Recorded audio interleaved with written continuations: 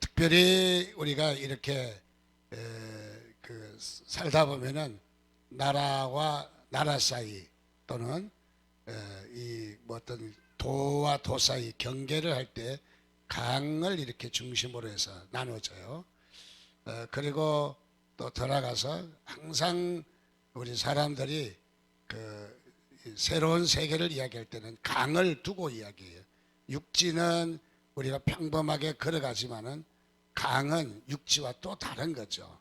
그래서 강을 건너는 것이 새로운 세계에 접어드는 그런 모습이다. 많이 보죠. 우리 성경에도 보면은 가나안 땅을 들어갈 때에도 요단강을 건너야 되고 또 출애굽을 할 때에도 홍해를 건너야 되고 또 많은 우리의 위인들과 세계 전쟁사를 보면은 강을 넘는다고 하는 것이 얼마나 중요한 일인지, 그 강을 넘으면은 새로운 세계, 신세계에 들어가지만은 그 강을 넘지 못함으로 그래서 역사에 흔적도 없이 사라지는 그런 예들이 많은 것을 봅니다. 그래서 강을 건넜다는 것은 단순히 우리가 지형적인 육지와 강을 건넜다 하는 뜻 이상으로 어떤 의미가 있냐면 새로운 세계를 이야기하는 거예요. 새로운 세계. 그래서 강을 건너는 것은 우리가 2019년에서 이제 2020년으로 넘어가는 것도 우리가 하나의 강을 건넜다.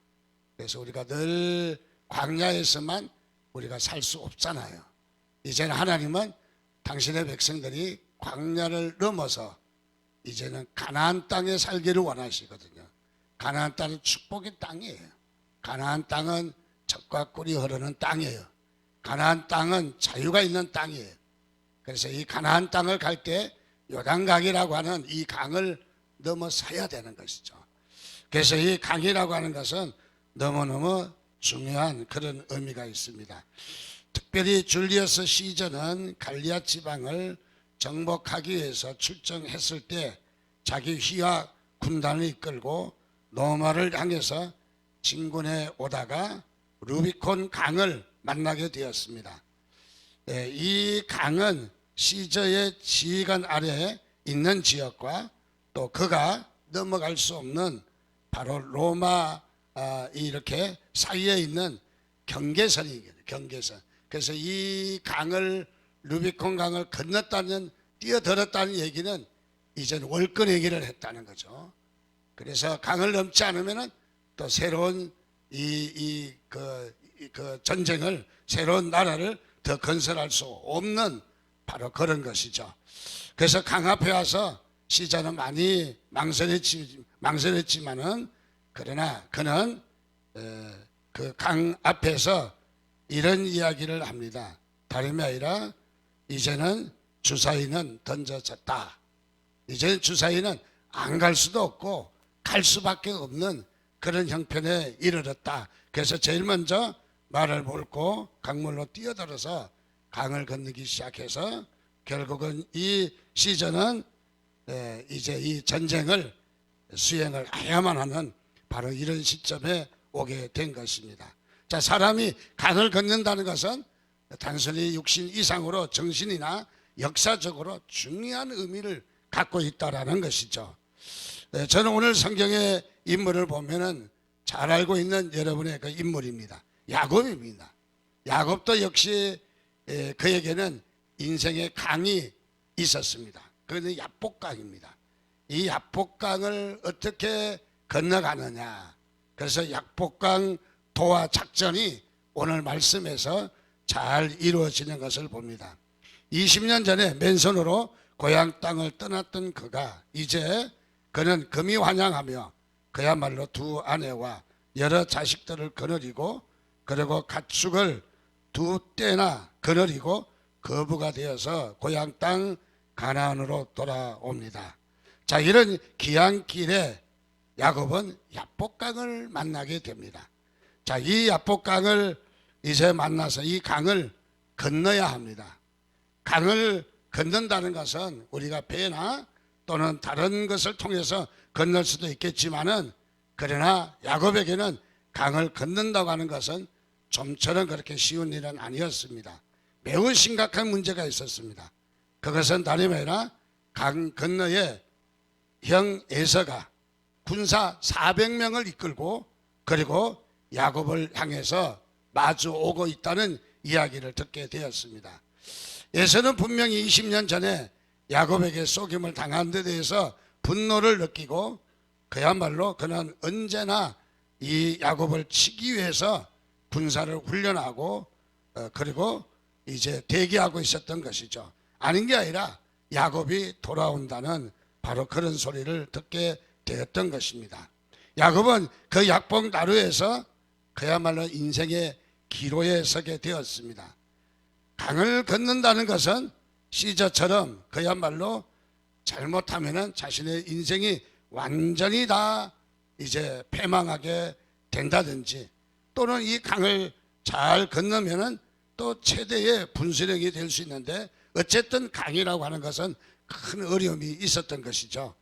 오늘 우리도 2019년을 마무리하고 이제 몇 분 남지 않는 이 강에 우리의 2020년 강에 우리의 몸을 던져야 되는 것이죠. 그래서 우리는 2020년을 싫다 한다 할지라도 또 아니 간다 할지라도 우리는 2020년이라고 하는 이 강에 뛰어들 수밖에 없는 갈 수밖에 없는 주사위는 우리 가운데 던져졌다라고 생각합니다. 자, 그래서 야곱이 이제 이 약복강을 나중에 건너게 되는데 약복강을 건너므로 말미암아 그의 인생에 새로운 전기를 마련하고 큰 축복을 받게 되는 이런 역사가 일어났는데 오늘도 저는 야곱이 약복강을 건넌 것처럼 저와 여러분이 2019년을 다 떨쳐버리고 이제 2020년이라고 하는 바로 새로운 세계를 맞이하시기를 주님의 이름으로 축원드립니다. 야곱이 승리했다면 저와 여러분도 승리할 줄 믿습니다. 야곱이 이 그야말로 약복강을 잘 건넜다면은 오늘 우리도 2019년의 강을 잘 건널 줄 믿습니다. 자, 오늘 말씀해 보니까 두 가지로 오늘 말씀을 나누려고 생각합니다. 야곱은 그럼 어떻게 해서 어떻게 이 강을 잘 건너게 되었는가 하는 것을 말씀을 보려고 합니다. 그것은 다름이 아니라 첫 번째로 야곱은 할 수 있는 한 최선을 다하면서 이 강을 건넜다 하는 것을 발견할 수 있습니다.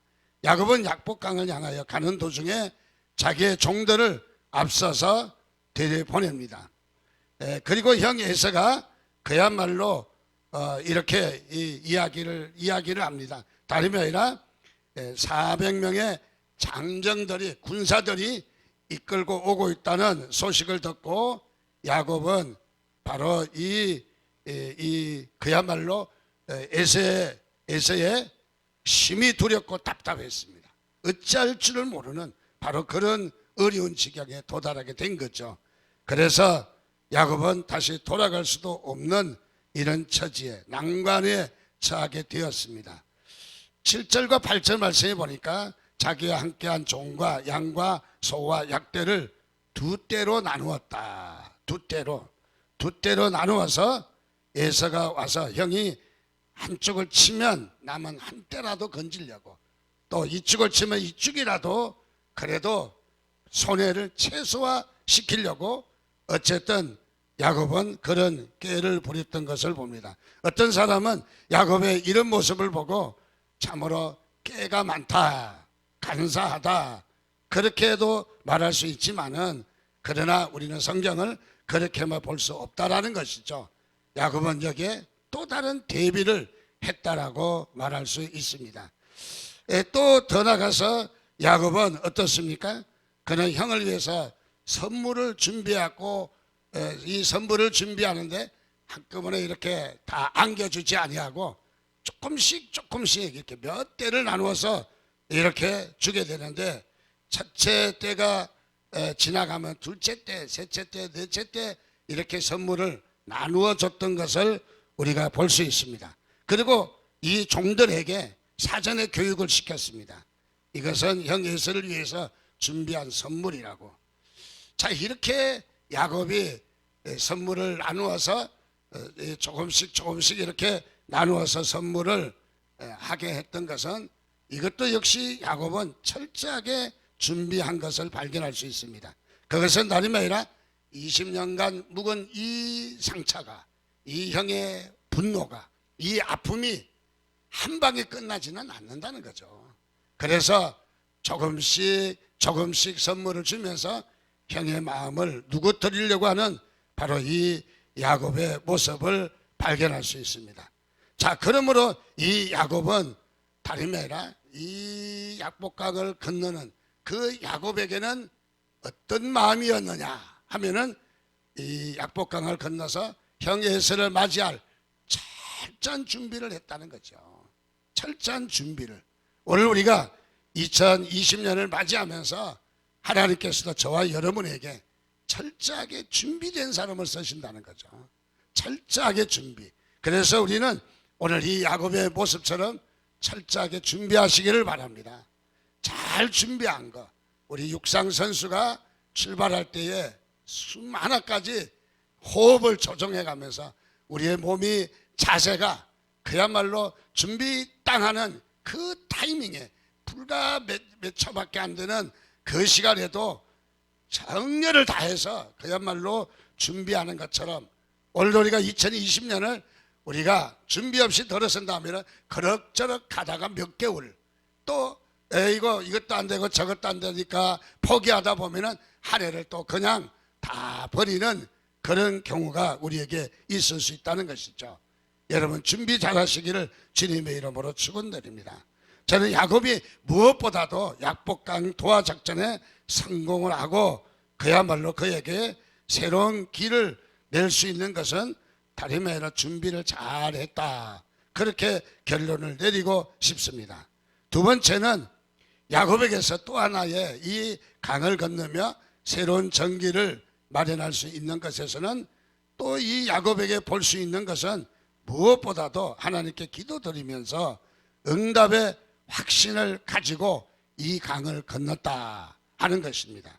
하나님께 기도하면서 응답의 확신을 가졌다. 응답의 확신. 자, 그래서 야곱은 그야말로 약복강의 기도가 많이 바뀐 것을 봅니다. 32절에 보면 그 사람 야곱의 환도뼈 큰 힘줄을 친고로 이스라엘 사람들이 지금까지 환도뼈 큰 힘줄을 먹지 아니했다라고 말하고 있습니다. 즉 다시 말하면 야곱은 이 천사와 씨름을 하게 됩니다.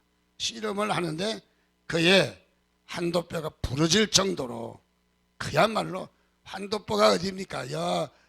이 하체가 시작되는 바로 이 엉덩이 있는 바로 받치는 뼈 아닙니까? 여기가 이 치면은 온몸이 꼼짝할 수 없는 것이죠.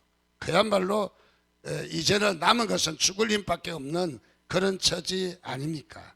자, 여기에 이 야곱은 그래도 이 씨름을 합니다. 천사와 씨름. 어떤 사람이라고 했는데 이것은 분명히 어떤 사람이 아니라 하나님을 가리킵니다.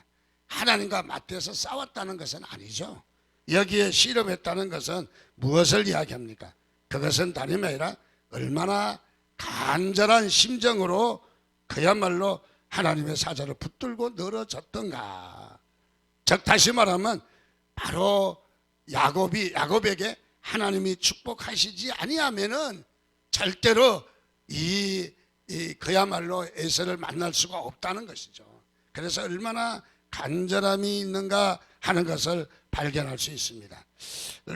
호세아서 12장 3절 4절에도 보니까 야곱은 그야말로 울며 그에게 간구하였으며, 울며 간구했다.